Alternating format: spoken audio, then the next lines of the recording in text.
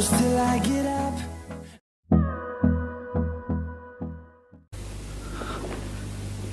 अब जब मैं करवानी नहीं, मैं तो खुद अपनी रूठी हुई बेटी की तलाश में ही आया था। ये कैसे रूठ कर चली गई? खैर अली, तुम्हारा बेटा तो किसी से नहीं रूठा। वो तो आजकल मोहसिन का सबसे बड़ा सहारा है। आज सुबह भी मोहसिन के पास बैठा हुआ था। फर्रुख मोहसिन के पास है? पता नहीं, मोहसिन को उसे हर चीज छीन लेने में मजा आता है। मगर किरमानी, ये सब क्या हो रहा है? ये हम क्या मिसाल कायम कर रहे हैं बड़े कुनबे को संभाल कर रखने की? हम किस बिट्टे पे शिकवा करते हैं नई नस्ल से कि उनको कुनबा संभालना नहीं आता है? ये छोटी छोटी बेईमानी, मुहमल रफाकतें, नफरतें, इनके जख्म जो हम विरसे के तौर पर नई नस्ल को दे रहे हैं, तो किरमानी इन जख्म तो जिंदगी के चेहरे को दागदार कर देंगे। और इस तरह दागदार करने के कुनबा और खानदान तो रहा एक तरफ, खुदा माशरे में इंसान का चेहरा भी पहचानना मुश्किल हो जाएगा। पर्दा हटा तो एहसास हुआ कि मौसम बदल रहा है। आसमान रोशन है और क्यारियों में फूल ही फूल। हाँ, मौसम कैसे चुपचुपाते बदल जाते हैं। तुमने खिड़की खोली तो खुशबू का एहसास मुझे भी हुआ। हफ्शा आ जाएगी इंशाअल्लाह, तो फिर तुम्हें सब कुछ समझाऊंगा। और अगर खुदा न करे ना आई तो अपना घर जरूर आबाद करना फर्रुख। मैं ये सोच कर आया करूंगा तुम्हारे घर कि ये मेरी बेटी का घर है। वो तुम्हारे साथ 18 साल रही है, तुम्हारी माँ की गोद में सोई है। हुस्ना का वजूद भी अफशा के वजूद का एक हिस्सा बन चुका है ना। हुस्ना मेरी छोटी बहन है, उसे सीने से लगाऊंगा तो मुझे अफशा की खुशबू आएगी। मोहसिन, मोहसिन,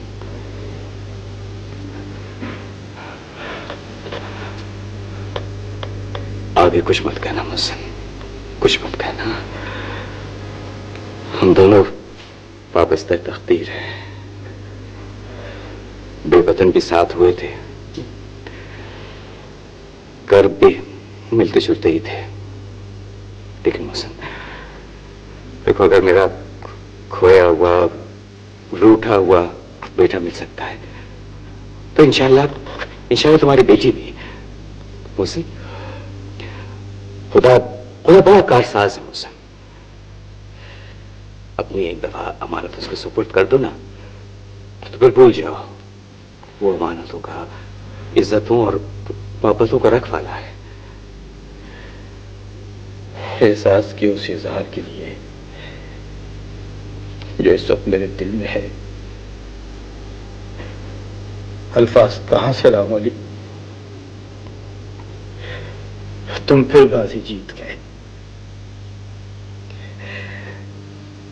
मैं फर्रुख को हासिल करके समझता था कि इस बार मैं तुमसे जीत जाऊंगा, मगर नहीं मोहसिन, नहीं मेरे भाई। बात दरअसल ये है कि हम दोनों ही हारे हुए जुआरी हैं मोहसिन। जीत तो दरअसल हमारे बच्चों की हुई है। फर्रुख तुम्हारा ही बेटा है।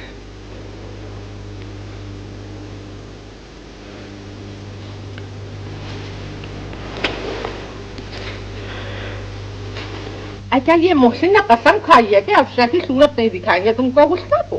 अरे छोड़ें चची जान, आप तो फिर वही किस्सा ले बैठी। एक आपको समझाना और एक दीनू भाई को समझाना बहुत मुश्किल है। देखो बुनियादी, तुम मेरे मामले में मत बोला करो। अरे इधर मैंने मुंह खोला और तुमने लुकमा दिया। खबरदार, तो तुम मेरे मामले में बोली होगी। वाह चाची जान, मैं तो जरा कुछ कहती हूँ, आप मुझे डांट देती हैं। मैं आपको थोड़ी कुछ कह रही हूँ, उनको तो कितना ही समझा लो, कितना ही कुछ कह लो, फिर वही मुर्गे की एक टांग। हमको बड़े चौकीदार बन गए। अबे टांग दूंगा उल्टा तुझको, खबरदार जो अंदर गया। कैसे नहीं जाए अंदर? हाँ, हमारा घर है, 40 साल खिदमत की है दीनू ने इस घर की, समझे? हाँ 40 साल। अबे जब आता है तो फिर ये फूल और मिठाई क्यों लेकर आ जाता है? कम वक्त नमक छिड़कने के लिए जख्मों पे। मरदूद। देखो मिर्जा जी, हमें मरदूद ना कहना, नहीं तो हम अपनी खोपड़ियां यहीं इस दीवार से फोड़ के मर जाएंगे। हाँ मर जा। हाँ, हम रोज लाएंगे फूल मिठाई, देखिए हमें कौन माई का लाल रोकता है। माई का लाल? हाँ। यानी तू बदतमीजी कर रहा है हमसे, हमें माई का लाल करा है? तो और क्या कीकर की टाल कहूँ, मरदूद से तो अच्छा है। जीती रहो बेटी, मेरा मतलब है जीती रहो भाई। इस कम वक्त की बातों का ख्याल न किया करो ज्यादा। रोज आ जाते हैं, रुलाते भी हैं और हंसा भी देते हैं। मिर्जा चाचा, कोई इनके जैसा भी तो हो जिसे किसी मुसीबत का यकीन ही ना आए। सलाम दीनू दादा। सलाम वलाम कुछ नहीं बेटी, मिर्जा जी से पहले कहो कि हाँ, हमें मरदूद कहने की माफी मांगे। हाँ अबे माफी के बच्चे, मैं तो तुझे यहाँ मुर्गा बनाने वाला हूँ। देखा फिर मुर्गा। सामान नहीं लाया आप अपना? सामान है, हाँ वहाँ रखा है। हम यहाँ रहने के लिए आए हैं, जाने के लिए नहीं आए हैं बिटिया। बिटिया एक बात बताओ, ये अली मियाँ। दीनू दादा, आपसे कितनी बार कहा ना कि बिटिया का जिक्र ना किया करें। हुस्ना रोती है तो क्या आपको अच्छा लगता है? अरे यही तो हम कह रहे हैं, क्यों रोती है छोटी बीबी? अरे बिटिया यहाँ नहीं है तो एहसन मियाँ कने होगी, वहाँ नहीं है तो मोहसिन मियाँ कने होगी किधर? इधर ही को। हाँ, हमारा यकीन नहीं है तो चल के देख लो। हाँ अगर ना बैठी हो ना तो हम अपना सर मुंडवा दे अभी। आओ देखो। क्या हो रहा है? क्या बात है दादा? छोटी बेटी, हम बिटिया को चप्पे के पेड़ के नीचे बैठी छोड़ आए थे। हैं? तुम एक दफा आवाज दो, जरूर आएगी। आवाज दो बिटिया। तुम्हारी खातिर दादा बस एक बार आवाज दूंगी, और अगर वो ना आए तो तुम भी चले जाना, फिर कभी लौट के मत आना। अफशा बेटे, मेरी बच्ची अफशा बेटे, कब तक बैठी रहोगी चप्पे के पेड़ के पीछे? देखो मिर्जा जी, छोटी बीबी देखो क्या आई है। देखा मिर्जा जी, हमको पागल कहते थे, अब कौन पागल है, तुम के हम? हाँ बताओ। तुमने तो कमाल कर दिया।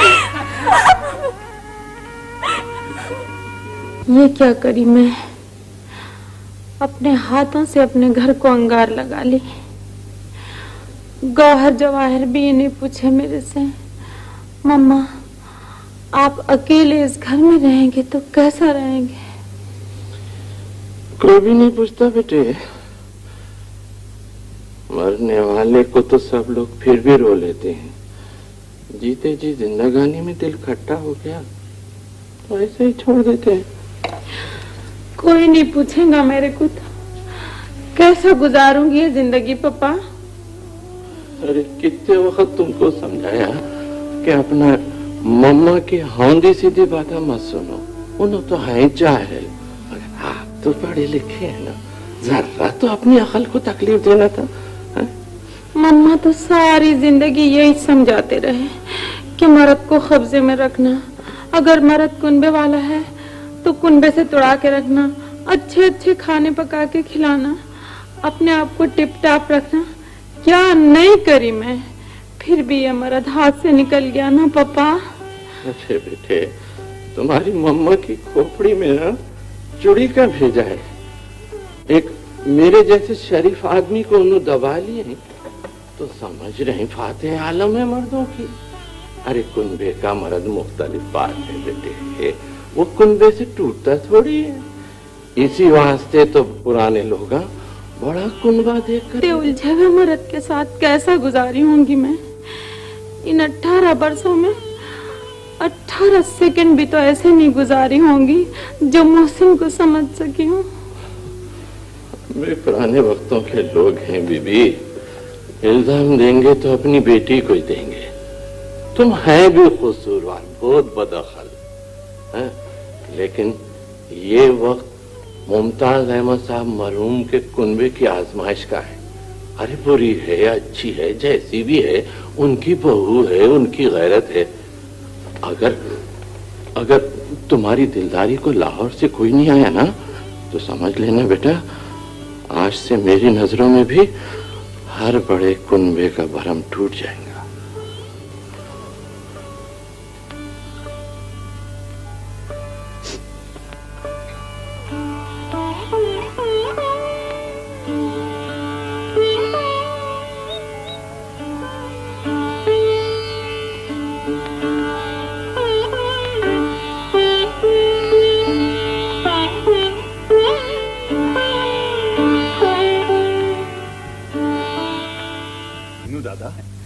रात अफशां तुम्हारे घर कैसे पहुंच गई थी? अरे आबिद मियाँ, मुझे क्या मालूम अफसा बीबी किधर है? लाहौर से अब्दुल्ला भाई का खत आया था। विनू ने लिखा था कि अफसा बीबी को मोहसिन मियाँ कराची लेके चले गए। मैं ढूंढ ढांड के मोहसिन मियाँ के घर पहुंचा। अरे पता नहीं क्या गुजरी होगी अफशा तुम पे। पता नहीं गुलशन आपा मुझे क्या हो गया था, अम्मा बेचारी को भी पता नहीं क्या हो गया।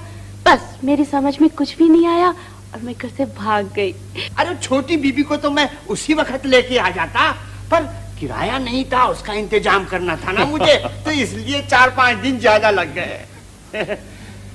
दीनू दादा, हाँ, अफशा के हक में तो आप फरिश्ता रहमत साबित होकर मोहसिन के घर पहुंचे थे। हम तो खादिम हैं, कोई तो खिदमत करें, दूल्हे मियाँ कोई तो खिदमत करे ना।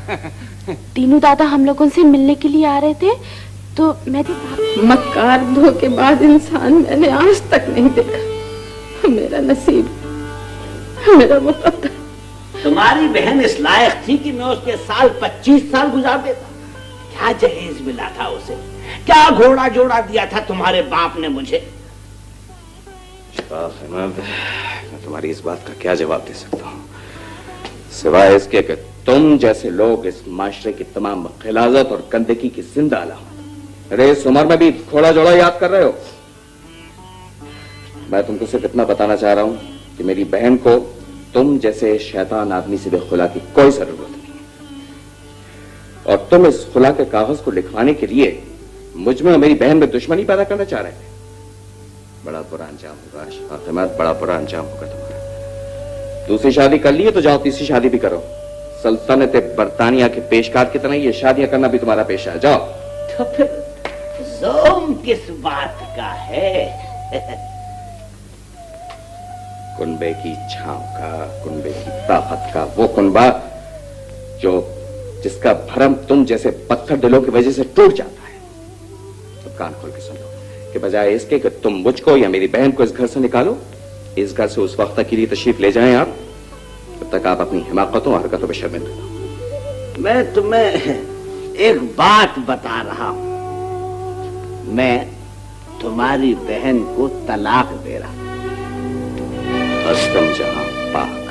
बाज नहीं आएगा अपनी बदतमीजियों से। अशफाक अहमद, ज़बान संभाल के बात करो और कान खोल के सुन लो कि इधर की दुनिया उधर हो जाएगी। इस मकान की रजिस्ट्री तुम्हारे नाम नहीं हो सकती, नहीं हो सकती। तुम्हें मालूम है कि आबिद भाई ने तुम्हारे खिलाफ फ्रॉड का मुकदमा दर्ज करवा दिया अदालत में। अरे आबिद जैसे बदनसीब लोग भी अक्सर बड़ी बड़ी गलतियों की सजा से बच जाते हैं, लेकिन याद रखो अशफाक अहमद, जब ऊपर वाला पकड़ता है ना तो छोटी गलती भी अंजाम तक पहुंचा देती है। बहुत अफसोस है इतने रख रखाव, इतनी मोहब्बत के साथ हमने तुम्हारी रिश्तेदारी बर्दाश्त की।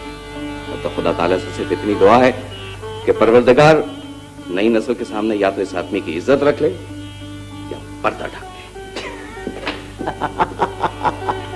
नई नस्ल। इतनी मुसीबतों में सिर्फ कुनबे का भरम रखने के लिए सीने पर पत्थर रखकर खुद को संभालती रही हूँ, और अब जबकि परवरदिगार ने इतनी खुशियां मेरी झोली में डाल दी, उससे मेरा सांस सा टूट रहा है। अली मैं तो सोच भी नहीं सकती थी कि शमशाद अहमद का बेटा ऐसा हो सकता है। चलो दर गुजर करो, जो हुआ सो हुआ। घरेलू जिंदगी के अंदर ये सब बदमज़गियाँ, छोटी मोटी रकावटें तो होती ही रहती हैं। हाँ। ये छोटे छोटे झगड़े, ये इख्तिलाफात, ईमान की बात है, यही तो कुनबे को जिंदा रखते हैं। और वैसे ताई अम्मा, खुदा गवाह है, आप भी मेरी इस बात की तायीद करेंगी कि मैंने आज तक कभी आपसे शिकवा नहीं किया कि आप मेरे वालिदैन से शाकी रही थी।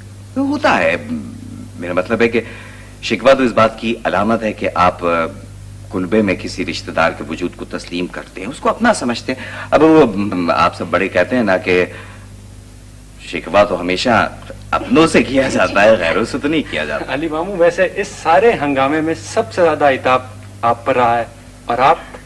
हाँ बेटे, शायद मैं चाहता हूँ शायद मियाँ कि आप नौजवान, ये नई नस्ल इस सच्चाई का एतराफ कर ले, इसको समझ ले। बेटा, अच्छों को तो सब कबूल कर लेते हैं, बात तो जब है कि आप किसी आदमी को उसकी खामियों, उसकी कमजोरियों के साथ कबूल करें, एक्सेप्ट करें। शायद हमेशा याद रखना, किसी को छोड़ देना बहुत आसान है, मिलकर रहना बहुत मुश्किल है। और एक दफा अगर मिलकर रहने की आदत पड़ जाए ना, तो फिर छूट जाना मौत के बराबर होता है। ताई अम्मा बुजुर्ग हैं, यहाँ बैठी हैं। सबसे पहले मैं अपनी गलती मानता हूँ। मैं, मेरे साथ मोहसिन, बल्कि आबिद भाई आप खुद जानते हैं, इन कुनबे का हर फर्द यही समझता रहा है कि फर्रुख और अफशां का ये निकाह, इसकी राजदारी। बुजुर्गों के फैसले अगर कुनबे के रवायात के मुताबिक हों तो ठीक साबित होते हैं। बिल्कुल। अरे इसका मतलब तो ये हुआ कि नाना अब्बा जीत गए और हम लोग गए हार। तो मेरे जरा एक मिनट इधर आना। मैं हुस्ना बेगम जी, वो मोहसिन शाम तक यहाँ पहुँचने वाले हैं, और मैं चाहता हूँ कि उनके पहुँचने से पहले पहले अफशा की रुखसती की इजाजत मांग ले ताई अम्मा से। बेटे, तुम्हारा मोहसिन का दिल एक दूसरे से साफ हो गया, इससे बड़ी राहत मेरे लिए क्या हो सकती है। यकीन जानो, मुझे ऐसा लग रहा है कि डिप्टी साहब की रूह इस वक्त इतनी खुश होगी, इतनी खुश होगी। मैंने वसीयतनामा तो फाड़ ही दिया है। बहरहाल खैर, तुम लोग मुख्तार हो अपने बच्चों के, अब जो उनके लिए बेहतर समझो वही करो। अम्मा, और आप हम सब की मुख्तार हैं। जब तक आप इजाजत नहीं देंगे, दिन मुकर्रर नहीं करेंगे, कुछ नहीं होएगा। हाँ, अब देखिए ताई अम्मा, ये आपकी बेटी हुस्ना बैठी हुई है, अगर ये मेरा 22 बरस तक इंतजार कर सकती हैं तो मैं भी इस कुनबे का एक फर्द हूँ। मैं इतना नालायक तो नहीं हो सकता कि अपने ताया मरूम की